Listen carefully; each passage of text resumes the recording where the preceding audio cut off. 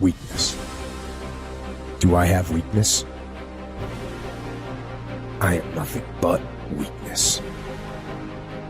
I'm not naturally strong or fast or flexible. I'm certainly not the smartest person in the world. I get emotional over stupid things. I eat the wrong foods. I don't sleep enough. I procrastinate and I waste time. I care too much about meaningless things and not enough about important things. My ego is too big.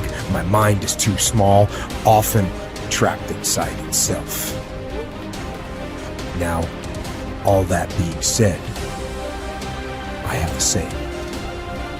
A person's strength is often their biggest weakness, but their weaknesses can become strengths. Success, guys, a very, very lonely road, man. Along that road, you're not going to see too many friends. You see your shadow most often. You got to trust in the heart of hearts. Inside what you're doing, what you believe in is a worthy cause, a winnable fight. I wish I could tell you you're tired, go take a break. I wish I could tell you tired, rest for a year. I wish I could tell you that it's gonna get easier. I wish I could tell you it's gonna get easier. I wish I could tell you that if you just keep going, it's gonna get lighter. I dare you to take a stand today to say no more. I will no longer accept this for my life. I dare you to take action today. I dare you to write your goals down and get someone to hold you accountable. I dare you to hold yourself accountable. I dare you to give up everything that is keeping you from your dream, to say no to all the negative influences. I dare you to pick up a book instead of a drink. I dare you to work harder than you think you did yesterday. I dare you to prove them wrong. I dare you to prove yourself right. I dare you to stand up as a man or as a strong woman, as whoever you are, and declare that you are going to claim a bigger and better life for yourself. When you get to the point where enough is enough, when you get to the point where it hurt real bad, when you get to the point when it's over, when they're tired, when they're frustrated, when they're ready to give up, when they spent their last dime, that's when they get started. But what you cannot do is you cannot quit during the process. You cannot give up because it ain't what you see. You cannot give up. Pain is there to make you better. Without struggle, there can be no victory. And let me tell you, when you've been through pain, when you've fought for where you are, you ain't gonna let anyone take away what you got. When you've earned it and paid your dues and suffered and failed, been hurt and been down, and you get back up, when pain and struggle comes to face you again, you look it in the face and stand it down. Because you've been through too much. You're too strong now. Everything that has happened to you up until this point has made you who you are. And it will continue to mold you into who you will be.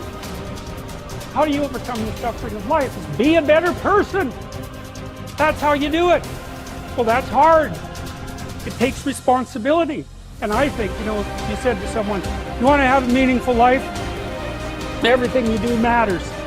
That's the definition of a meaningful life. But everything you do matters. You're going to have to carry that with you. Or do you want to just forget about the whole meaning thing and then you don't have any responsibility because who the hell cares? And you can wander through life doing whatever you want, gratifying impulsive desires for how useful that's going to be. And you're stuck in meaninglessness, but you don't have any responsibility. Which one do you want? Well, ask yourself, which one are you pursuing? And you'll find very rapidly that it isn't the majority of your soul that's pursuing the whole meaning thing, because, well, look what you have to do that. You have to take on the fact that life is suffering. You have to put yourself together in the face of that. It starts with yourself, man. You gotta start diving into those things that you're afraid of. You don't gain confidence by going to the spot that makes you feel good. It's gonna be a false reality. And the second life gives you that challenge, all you want to do is go back to what made you confidence, or what gave you confidence, is that happy spot.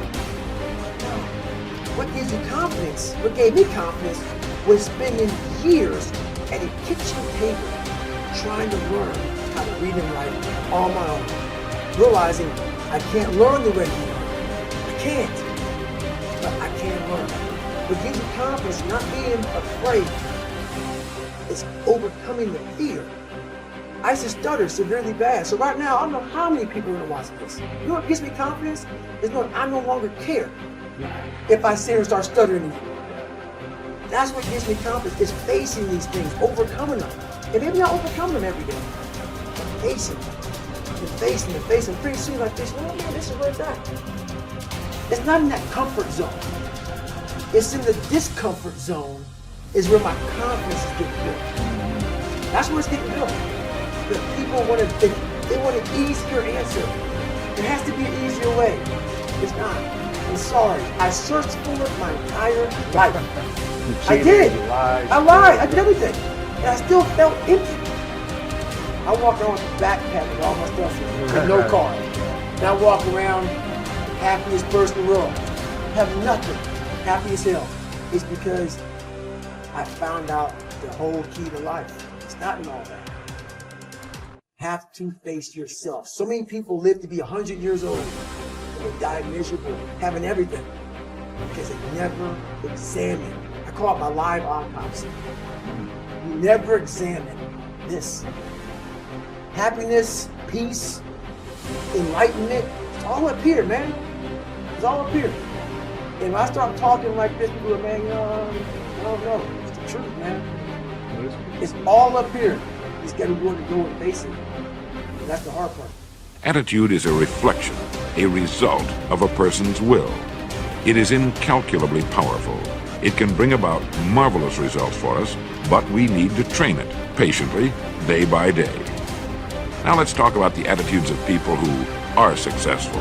The top 5% of the people who go sailing through life from one success to another and who, even when they fail at something, shrug it off and head right out again. No matter who the person is or what he does, men and women in sales, business executives, people in all the professions, wives and mothers, students, top people in the armed forces, public servants, men and women in the service of religion, working men and women in all fields of endeavor, wherever you find a person doing an outstanding job and getting outstanding results, you will find a person with the right kind of attitude.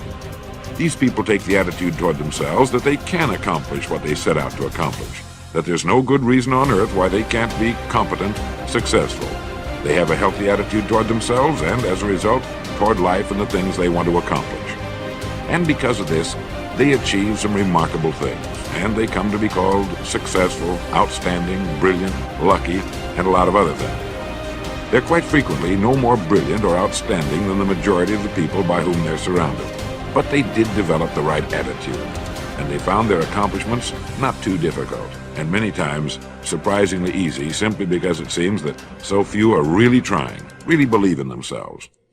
Successful people come in all shapes and sizes and in widely varying degrees of intelligence, background, and so on. But they all have one thing in common. They expect more good out of life than bad. They expect to succeed more than they fail. If you want something worthwhile, take the attitude that there are a lot more reasons why you can have it than there are that you cannot, and set out to earn it. Go after it, work at it, ask for it, and 9 times out of 10, you'll get it. Our environment is really a mirror of our mental attitude. If we don't like our environment, we have to change our attitude first. Your ability and willingness to discipline yourself to accept personal responsibility for your life are essential to happiness, health, success, achievement, and personal leadership. Accepting responsibility is one of the hardest of all disciplines, but without it, no success is possible.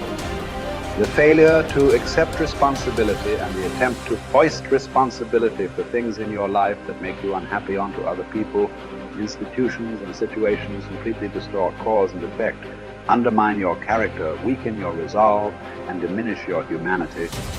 They lead to making endless excuses.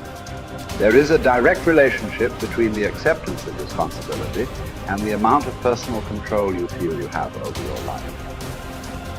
This means that the more you accept responsibility, the greater sense of control you experience. There is also a direct relationship between the amount of control you feel you have and how positive you feel. The more you feel that you have a high sense of control in the important areas of your life, the more positive and happy you are in everything you do.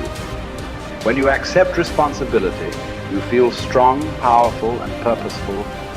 Accepting responsibility eliminates the negative emotions that rob you of happiness and contentment.